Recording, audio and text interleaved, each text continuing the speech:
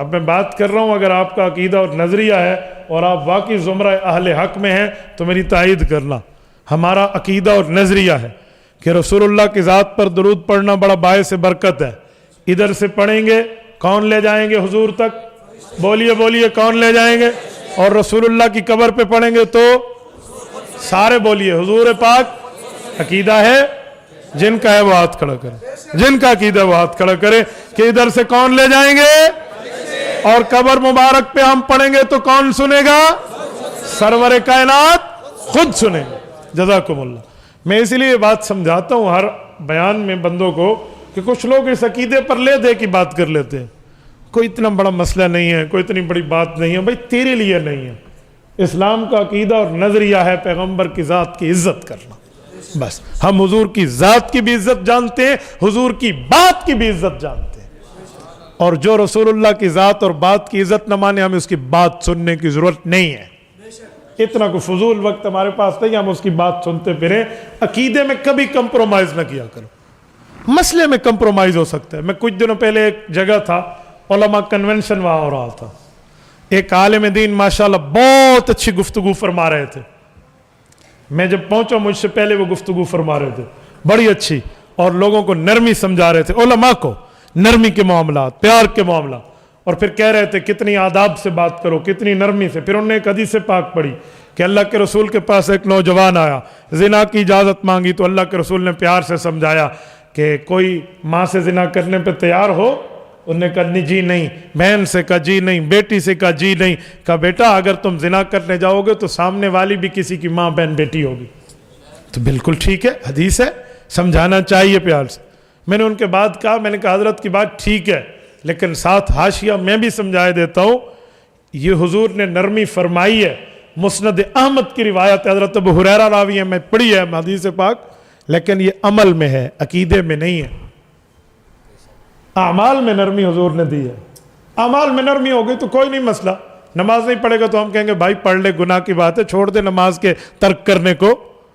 کوئی بری بات کرے گا تو سمجھائیں گے، لیکن ایک بندہ عقیدے پہ ڈاکہ ڈال جائے، پیغمبر علیہ الصلوۃ والسلام کی حیات کے عقیدے سے منہ پھیر جائے، رسول اللہ کے قبر کے سما کے عقیدے سے منہ پھیر جائے، عقیدہ حیات النبی کا انکاری ہو، اور ہم یہ حدیث پڑھ کے سناتے پھریں جی نرمی کر لیں۔ میں نے کہا جی نہیں، آؤ میں سناتا ہوں۔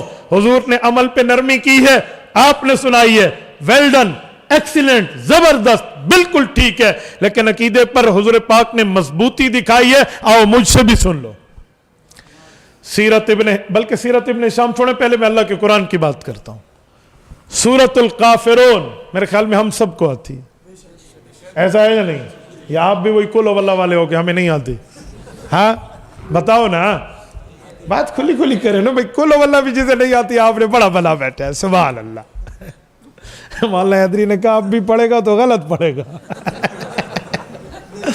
میرے دوستو، سورۃ الکافرون کیوں اتری، کہاں اتری، کس لیے اتری، ذرا اردو تفاسیر علماء حق کے اٹھا کر پڑھ لو۔ کافر لوگ حضور پاک کے پاس آئے ہیں آفرز لے کر، دو آفر، ایک اپنے لیے ایک حضور کے لیے۔ اے اللہ کے رسول، نرمی کر لیتے ہیں، 1 سال آپ ہمیں پابند کریں، ہم اللہ کی عبادت کریں گے، وحدہ لا شریک مانیں گے اللہ کو، اور جب اگلے سال آئے گا آپ پھر ہمارے بتوں کی عبادت کریں گے۔ یہ آفر لے کر آئے ہیں کافر کو۔ شاید آج کا مولوی ہوتا تو وہ کہتا ہے جی کر لو، 1 سال انشاءاللہ میں نے مسئلے سنا کے اگلے سال پہ بھی راضی کر لیں گے۔ ہاں عقیدے میں ڈنڈی مار لو، نرمی کر لو، پیار دے دو۔ بھائی عمل میں پیار دینا ہے، اعمال میں چھوٹ ہے، اعمال میں گنجائش ہے، عقائد میں نہیں ہے۔ تو رسالت مآب علیہ الصلوۃ والسلام پر اللہ نے قرآن اتارا، فرمایا انہیں یوں نہ سمجھاؤ اے لوگو، انہیں یوں نہ سمجھاؤ اے اہل مکہ، انہیں یوں نہ سمجھاؤ اے کریا والو۔ یا اہل مکہ بھی اتر سکتا تھا، یا ایوہ الناس بھی اتر سکتا تھا، لیکن یوں لفظ نہیں ہے۔ سورت کیسے شروع ہوتی ہے؟ قل یا ایوہ الکافرون۔ یہ ہے عقیدے کی سختی، یہ ہے عقیدے پہ مضبوطی۔ اوے کافرو، یہ انداز کیا یہ انداز ہے کسی کو قریب لانے کے لیے ہوتا ہے؟ نہیں، جو دین میں مداہنت کرے اس کا علاج یہی ہے۔ اگلا جملہ لا اعبد ما تعبدون، میں تمہاری یہ آفر نہیں مان سکتا کہ میں بتوں کو معبود نہیں مان سکتا۔ اگلا جملہ کہ وہ تو آفر کر رہے ہیں بھی ہم مان لیں، ان کو ایکسپٹ کر لیا جائے کہ وہ تو ایمان لا رہے ہیں، لیکن وہ ایمان نہیں لا رہے، وہ ایمان بھی شرط لا رہے ہیں، شرط ساتھ لگا رہے ہیں، اور ایمان میں بھی شرط یہ اللہ کو قبول نہیں ہے۔ ابو جہل تھا نا، وہ بھی تلبیہ پڑھتا تھا کعبۃ اللہ کے گرد گھوم کے، کہتا تھا لبیک اللہم لبیک لبیک لا شریک لک لبیک الا تملکہ، یہ الا تملکہ کی شرط لگاتا ہو تو سارا تلبیہ ضائع ہو جاتا۔ ترجمہ کیا ہے؟ لبیک اللہم لبیک، اے اللہ میں حاضر، میرے مولا میں حاضر، اے اللہ میں تیرے دربار میں حاضر، لا شریک لک، تیرا کوئی شریک نہیں ہے، کوئی تیرا ہمسر نہیں ہے، ان الحمد والنعمہ لک والملک لا شریک لک، جتنی اچھائیاں یا نعمت کے معاملات وہ سارے تیرے سے ہیں، اللہ تیرا کوئی شریک نہیں ہے، میں حاضر ہوں۔ یہ تلبیہ ابو جہل یوں نہ پڑھتا، سارا یہی پڑھتا، آخر میں کہتا لا شریک لک، تیرا کوئی شریک نہیں ہے، الا تملکو، مگر ان بتوں کو تو نے اختیار دیا یہ بھی تیرے شریک ہے۔ سارا تلبیہ گیا، 1 کلو دودھ 1 قطرہ پیشاب کا گیا، وہ دودھ کو بھی رگڑا لگ گیا، ہو گیا نہ ہو گیا؟ آپ یہ تو دلیل نہیں دیں گے بھی دودھ زیادہ ہے ادھر سے 1 قطرہ ہے، یہ دلیل تو نہیں دیں گے نا، یہ دلیل تو اڑ گئی۔ تو یہ اس طرح کی بات لائے تھے کہ ایمان تو ہم لاتے ہیں، لیکن اگلے سال آپ ہمارے بتوں کی عبادت کریں گے تو یہ بے ایمان اللہ کو سجدہ بھی کریں گے تو اس نیت سے کہ اگلے سال کا سجدہ بت کو، اگلے سال کا سجدہ لات منات عزا کو، اگلے سال کا سجدہ ود یغوث یعوق اور نصر کو جو ان کے بتوں کے نام ہے۔ تو قرآن نے کیا کہا؟ لا اعبد ما تعبدون، حضور نے فرمایا میں تمہارے بتوں کی عبادت نہیں کرتا۔ اگلا ولا انتم عابدون ما اعبد، اور تم بھی میرے رب کی عبادت کرنے والے نہیں ہو۔ میرے مولا وہ کیسے نہیں ہے؟ وہ تو آفر کر رہے ہیں، وہ تو بالکل مطالبہ پیش کر رہے ہیں کہ ہم کریں گے، فرمایا جی نہیں، یہ شرک کی شرط رکھ کے کریں گے تو ان کی عبادت نہیں بنے گی۔ میرے دوستو یہ ہے عقیدے پہ سختی۔ میں نے انہیں کہا کہ آپ نرمی سنا رہے ہیں تو ساتھ یہ فرق کریں کہ نرمی اعمال میں ہے، عقائد پہ نہیں ہے۔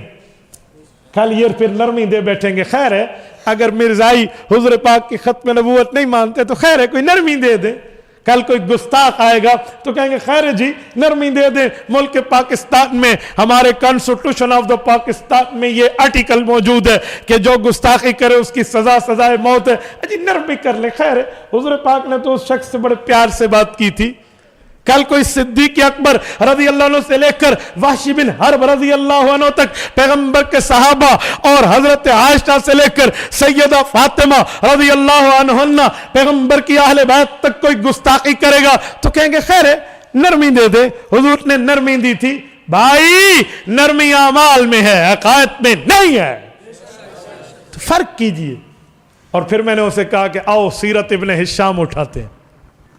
امام ابن ہشام لکھتے ہیں جب کافروں کی یہ سازش ناکام ہو گئی، یہ چال ختم ہو گئی، یہ آفر ہوا منصورہ ہو کے اڑ گئی، تو کافر ایک نیا مطالبہ لے کر حضرت ابو طالب رسول اللہ کے شفیق چچا کے پاس آئے کہ اپنے بھتیجے سے ہماری ڈیل کرا لیں، مذاکرات کرا لیں، ٹیبل ٹاک پہ لائیے۔ کیا کہا؟ 3 باتیں ان کے سامنے پیش کیجئے۔ نمبر 1، دولت چاہیے تو قدموں میں ڈھیر کر دیں گے۔ کیا دولت، کیا کرنسی، کیا پیسہ، کیا بینک بیلنس، کیا کار کوٹھی جو اس زمانے کی تھی، ڈھیر کر دیں گے۔ سلطنت چاہیے تو تادم عزیز حکمران مان لیں گے۔ کوئی عورت چاہیے تو حسینہ جمیلہ آپ کے قدموں پہ لے کر آپ کی بستر کی عزت بنا دی جائے گی۔ شرط یہ ہے کہ توحید میں نرمی ہو جائے، اسلام میں نرمی ہو جائے، دین میں نرمی ہو جائے۔ چاچو یہ آفر لے کر رسول اللہ کے پاس آئے ہیں اور آ کر کہا بھتیجے کیا رسول اللہ کو حضرت ابو طالب سے محبت کا پاس نہیں تھا؟ کیا ابو طالب نے بچپن میں رسول اللہ پر شفقتوں کی انتہا نہیں کی تھی؟ کیا حضرت ابو طالب نے رسول اللہ کو کہاں کہاں سے معاملات سے حفاظت میں خود کو بطور ڈھال پیش نہیں کیا تھا؟ وہ کیا تھا، اس کے باوجود وہ آفر پیش کر رہے ہیں اور حضور ایکسپٹ نہیں کر رہے، مسترد کر رہے ہیں۔ حضور نے فرمایا میرے چاچو یہ لڑکی دے رہے، یہ پیسہ دے رہے، یہ سلطانی حکمرانی دے رہے، سنیں मेरी तरफ से इन्हें पैगाम दे दें, दुनिया की चीजें तो बहुत बड़ी हैं, थोड़ा तुम तरक्की करो। लव वज़अ शम्स अला यमीनी वल कमरा अला यसारी अला अन अतरुक हाज़ल अम्र मा तरक्तुहु। आसमान पे जाओ, सूरज को उतार के मेरे दाएं हाथ पे रख दो, चांद को उतार के मेरे बाएं हाथ पे रख दो, कह दो लैलो नहार के तुलू व गुरूब का जिम्मेदार तू है, और छोड़ दे दीन की दावत को, छोड़ दे इस्लाम के काम को, छोड़ दे ईमान के मामलात को। अला अन अतरुक हाज़ल अम्र, ये छोड़ दूं, मा तरक्तुहु, मैं इन्हें जमीन पे दे मारूंगा, शरीयत की बात नहीं छोड़ूंगा। ये रसूल पाक अलैहिस्सलातु वस्सलाम का ऐलान है। ये रसूल पाक सल्लल्लाहु अलैहि वसल्लम ने इनको जवाब दिया है। तो मुझे बताएं नरमी कहाँ है और मजबूती कहाँ है? भाई नरमी है तो आमाल में है, अकायद में कोई नरमी नहीं। इसलिए मैंने आपको कहा कि हमारा अकीदा और नजरिया है। इधर से कौन ले जाते हैं दुरूद, और रोज़े अक़दस पर हुजूर खुद सुनते हैं। ये हमारा अकीदा और इस पर खुद दूसरी राय नहीं है। जो बात खुली खुली है वो खुली खुली है।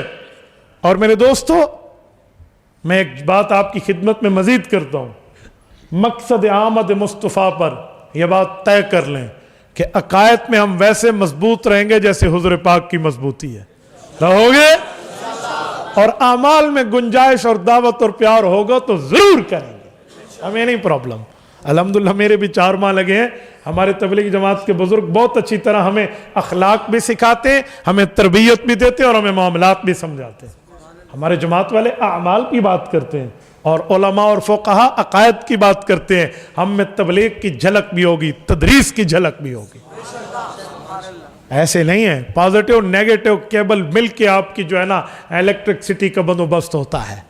तो दीन के मामले में हमने उलमा और फ़ुक़हा को भी नहीं छोड़ना, और दीन के मामले में हमने दावत और तबलीग को भी नहीं छोड़ना, दोनों को मिला के रखना है। ये तीसरी कौम की बात मैं नहीं मान सकता जो कहे नरमी तो हर जगह नरमी, सख्ती तो हर जगह सख्ती। जी नहीं, ना हर जगह सख्ती है ना हर जगह नरमी है। नरमी की जगह नरमी है, सख्ती की जगह सख्ती है। भाई ये मैंने चादर ऊपर ओढ़नी है तो आप कहें गर्मियों में भी ओढ़ो और सर्दियों में भी ओढ़ो, आप ओढ़ लेंगे। मोटे सॉक्स आपने पहनने हैं, चलो पतले तो गर्मी में चल जाते हैं, लेकिन मोटी जुराबें आपकी, आप जून जुलाई में भी पहने और दिसंबर जनवरी में भी पहने, हो सकता है। आप लिबास गर्मी और सर्दी का चेंज कर लेते हैं, तो तर्ज दावत तबलीग और तर्ज उलमा के मामलात में आपको फर्क क्यों नहीं आता? तबारकल्लज़ी नज़्ज़लल फ़ुरक़ान अला अब्दिही लियकून लिलआलमीन नज़ीरा।